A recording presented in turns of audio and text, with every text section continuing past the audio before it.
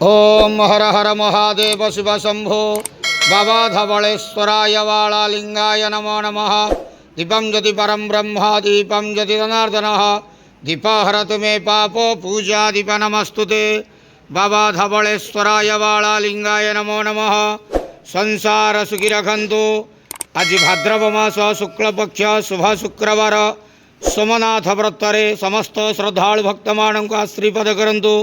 मनस्कामना पूर्ण करंतु। कर्मक्षेत्रोन्नति करंतु।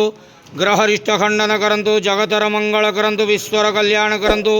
आपणकर नाम विख्यात करंतु। सेवकर डाक श्रवण करंतु। समस्त ग्वावसा भक्त मानकर मनस्कामना पूर्ण करंतु। बाबा धवलेश्वराय वालालिंगाय नमो नमः। आज सोमनाथ व्रत शुभ शुक्रवार रे समस्त श्रद्धालु भक्त मानक श्रीपद करंदरंदे के वार हरि बोलो। ओम नमः शिवाय बाबा धवलेश्वराय वालालिंगाय नमो नमः।